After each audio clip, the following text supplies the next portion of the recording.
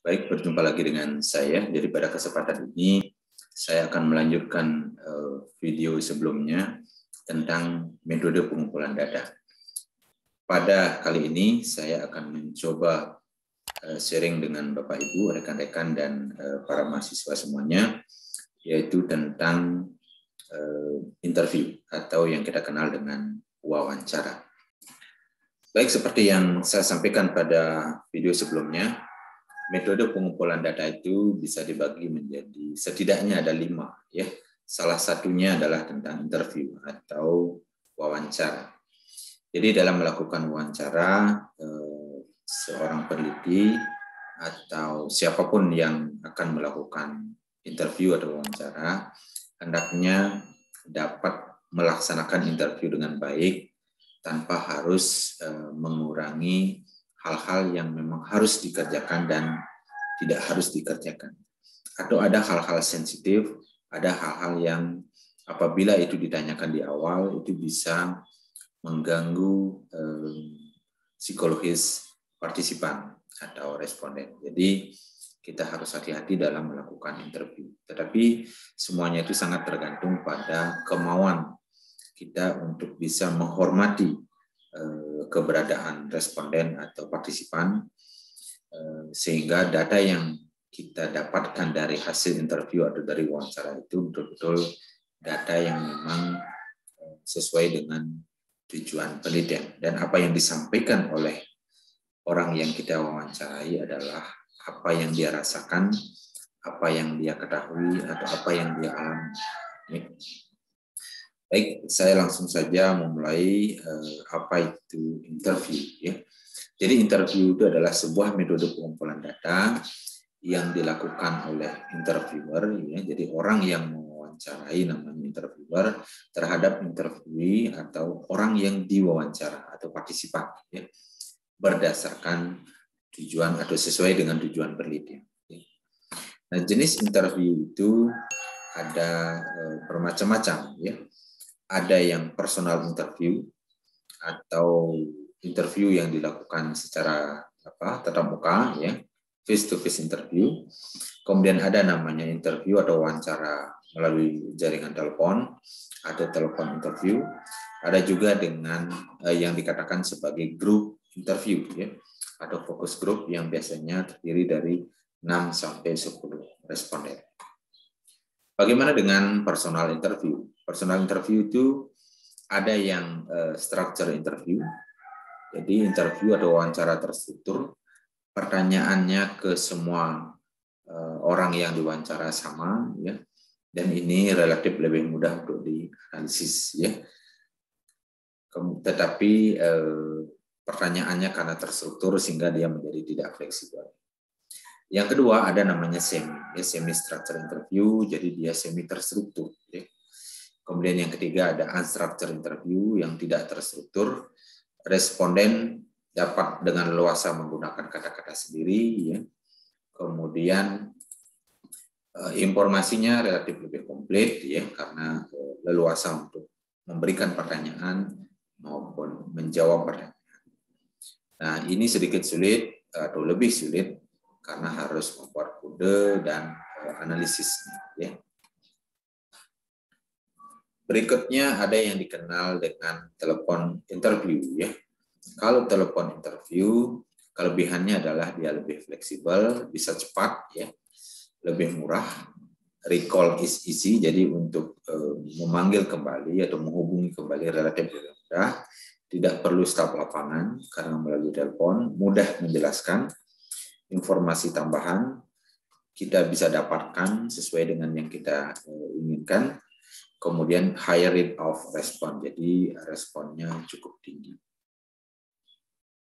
Kemudian kekurangannya, ya, waktunya yang disediakan biasanya singkat karena di telepon, hanya untuk yang punya telepon saja, ya, itu menjadi satu kekurangan. Dan pertanyaan sebaiknya ya seharusnya singkat, ya, to the point, ya.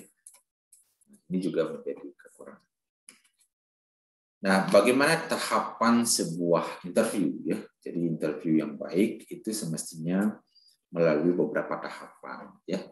Salah satunya adalah yang pertama ada namanya tahap introduction, ya. Jadi pengenalan dulu. Jadi di sini aktivitas dari interviewernya adalah menjelaskan tentang tujuan penelitian ini apa, tujuan interviewnya apa, memastikan pemahaman terhadap tujuan interview, dan membuat atmosfer yang rileks, ya, sehingga tidak tegang, ya, antara yang mewawancarai dan yang diwawancarai. Nah, tahap kedua adalah warm up, ya. Jadi di sini seorang pewawancara bisa memberikan pertanyaan-pertanyaan netral, ya. Misalnya menanyakan umur, menanyakan pekerjaan, dan sebagainya. Jadi masih hal-hal yang bersifat umum, ya. Nah, baru yang ketiga ini main interview question. Jadi pertanyaan utamanya, ya. Nah, ini sangat-sangat terkait dengan tujuan penelitian, ya. Jadi menanyakan the main research aim, ya. Jadi menanyakan tujuan utama atau tujuan umum dari penelitian tersebut, ya. Kemudian mulai dari broad questions, jadi mulai dari hal yang umum, ya, pertanyaan-pertanyaan umum, ke pertanyaan yang lebih spesifik atau lebih khusus, ya. Leave the sensitive and difficult question. Jadi pertanyaan yang sensitif dan yang sulit itu sebaiknya ditaruh di akhir. Bagaimana dengan probe-nya, ya, probes. Jadi ada namanya teknik untuk menggali, ya, untuk bisa mengetahui lebih detail, ya, hal-hal yang selama ini sulit terungkap, ya. Namanya teknik probing, ya. Jadi to generate deeper data, itu bisa menghasilkan atau mendapatkan data yang sangat mendalam, ya. Kemudian wind down, ya. Jadi a few simple question, jadi memberikan pertanyaan yang sederhana, ya. Misalnya kita menanyakan ke responden, apakah ada yang ingin ditambahkan, itu misalnya anything else would like to add, ya. Jadi apakah ada hal yang ingin ditambahkan dan sebagainya, itu namanya wind down, ya. Kemudian yang terakhir itu ada yang dikenal dengan close of interview, menutup interview, ya. Jadi pertama, cek dulu bahwa memang tidak ada hal-hal yang ditambahkan lagi, ya. Jadi sudah komplit semua. Dan terakhir, ucapkan terima kasih. Nah, ini adalah tahapan dari interview, mulai dari introduction, kemudian warm up, kemudian main interview question, kemudian ke wind down, dan close interview. Selanjutnya ada yang dikenal dengan hal penting, ya, dan perlu dijelaskan ke partisipan, ya, dalam melakukan wawancara, ya. Sampaikan bahwa tidak ada jawaban benar atau salah, ya, sehingga responden atau partisipan tidak terbeban oleh pertanyaan karena harus menjawab benar atau salah. Tetapi sampaikan bahwa jawaban yang diberikan itu tidak dicari benar atau salahnya, tetapi disampaikan bahwa partisipan atau responden agar memberikan jawaban sejujur-jujurnya. Kemudian hak untuk menolak menjawab atau stop at any time, ya. Jadi responden atau partisipan berhak untuk menolak untuk menjawab pertanyaan-pertanyaan yang diajukan, atau jika pertanyaan tersebut dianggap terlalu sensitif, menyinggung, dan sebagainya, boleh untuk tidak menjawab, atau bisa menghentikan interview setiap saat. Itu adalah hak mereka, ya.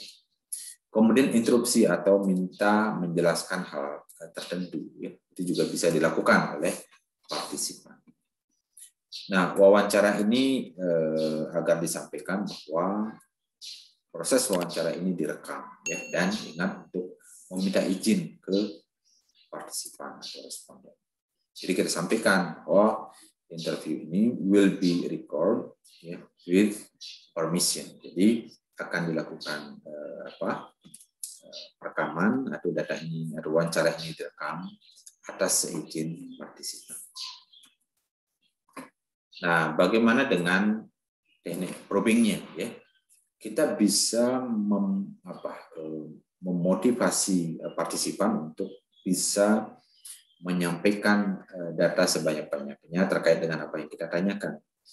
Caranya adalah pertama dengan the silent probe, ya, silent. Jadi ketika kita memberikan pertanyaan, ada saatnya kita diam, sehingga diamnya kita beberapa saat itu bisa memicu partisipan untuk berbicara. Seolah-olah kita menunggu partisipan untuk berbicara. Ya, itu namanya the silent room. Kemudian yang kedua, overt encouragement. Ya. Nah, di sini bisa dengan beberapa kata misalnya.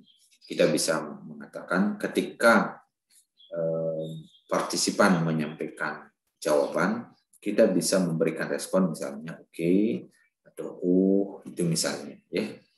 Kemudian perlu diingat bahwa ketika kita memberikan ekspresi dengan atau oke, ya, kita harus betul-betul memperhatikan jangan sampai respon yang kita berikan, ya probing teknik yang kita berikan dengan overt encouragement ini, jangan sampai menunjukkan setuju atau ketidaksetujuan kita. Ya.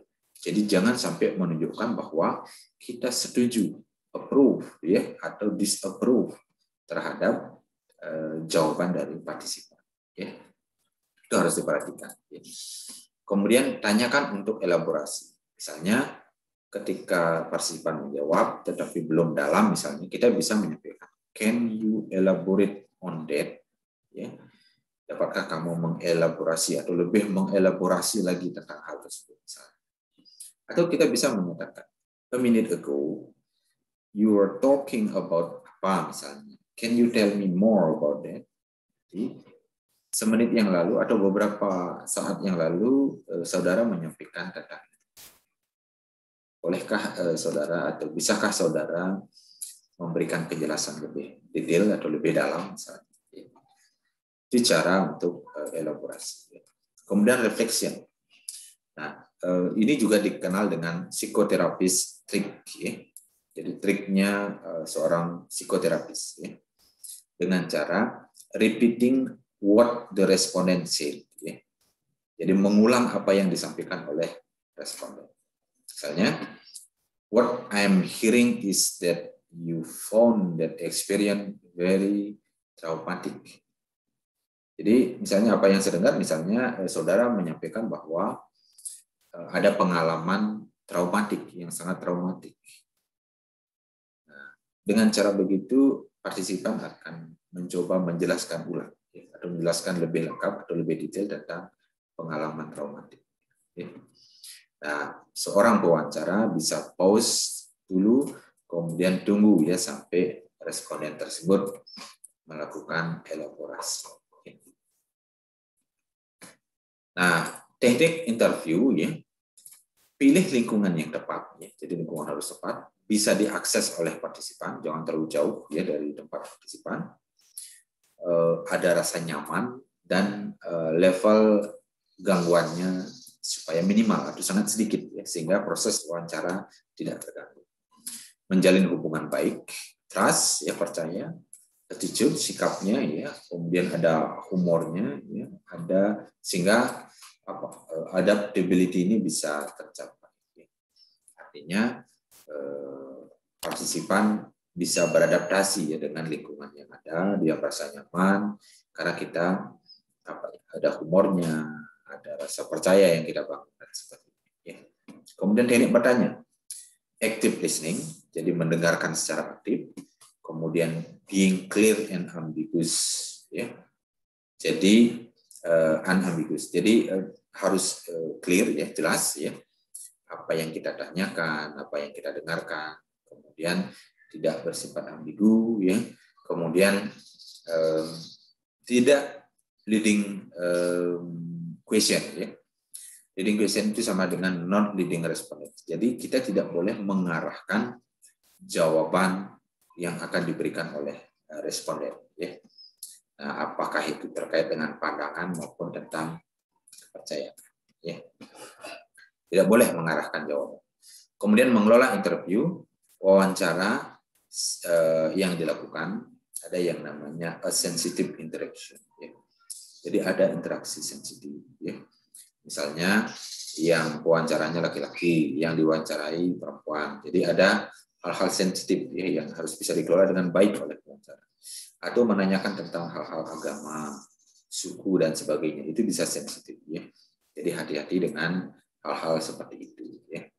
Nah, sehingga harus dihandle secara hati-hati. Kemudian apa kelebihan dan kekurangan metode interview? Kelebihannya adalah powerful, ya. Banyak informasi yang didapatkan, highlight issues, jadi kita bisa menekankan isu-isu penting yang kita ingin sampaikan, ingin tanyakan, kemudian mampu mengukur sikap, profiling, follow up question, dan seterusnya, informasi mendalam, memungkinkan responden yang tidak bisa baca tulis untuk bisa terlibat dalam penelitian kita. Kekurangannya, wawancara ini termasuk yang ekspensif karena harus mendatangkan orang, mendatangkan partisipan, atau kita datang ke tempat partisipan dan sebagainya. Time consuming, jadi waktunya cukup banyak. Tetapi harus concern, ini menjadi concern ya, interreliability. Jadi persepsi atau pemahaman dari peneliti ya, dari peneliti dan orang yang mengumpulkan data ya, harus sama ya. Ini yang dikenal dengan interreliability ya. Apalagi kita dibantu oleh beberapa orang pengumpul data misalnya ya. Jadi interreliability-nya harus dipastikan ya. Kemudian bias ya. Bisa jadi orang yang mewawancara ini memberikan pengaruh dari segi penampilan dan sebagainya, atau teknik wawancaranya kurang tepat sehingga bisa bias ya. Bisa mempengaruhi jawaban partisipan. Baik, saya rasa itu yang bisa saya sampaikan terkait dengan metode pengumpulan data dengan wawancara atau interview ya. Jadi sekali lagi wawancara tidak bisa dilakukan begitu saja, tetapi harus dipersiapkan dengan baik, direncanakan dengan baik. Ya. Wawancaranya tentang apa? Pertanyaannya apakah close, open atau partially dan sebagainya. Ya. Kemudian siapa yang mewawancarai, siapa yang diwawancara, tempatnya di mana, berapa lama wawancara akan dilaksanakan, bagaimana menghandle atau solusi yang akan atau alternatif ya ketika ada masalah selama proses wawancara berlangsung, bagaimana teknik melakukan probing, ya. Apakah dengan diam, apakah dengan mengatakan oke, apakah dengan menyuruh mereka, meminta untuk elaborasi dan seterusnya, atau mengulang apa yang dia sampaikan. Itu juga bisa memancing mereka untuk menyampaikan lebih detail ya tentang informasi yang kita ingin dapatkan. Jadi banyak hal yang bisa dilakukan, dan tidak lupa pilih tempat yang nyaman ya untuk wawancara. Seminimal mungkin kita gangguan yang bisa muncul itu ya. Jangan sampai wawancara yang kita lakukan didominasi oleh hambatan atau gangguan-gangguan, apakah berupa bising dan sebagainya, atau pencahayaan yang kurang bagus, atau kejernihan suara bisa berpengaruh karena tempatnya kurang tepat. Jadi itu hal-hal penting yang harus kita perhatikan dalam melakukan wawancara. Mudah-mudahan dengan teknik persiapan yang baik, apakah dari segi alat, tempat, kemudian pertanyaan yang disiapkan dan sebagainya, mudah-mudahan wawancara yang dilakukan bisa berhasil dengan baik sesuai dengan tujuan penelitian yang telah ditetapkan sebelumnya. Saya kira itu, terima kasih.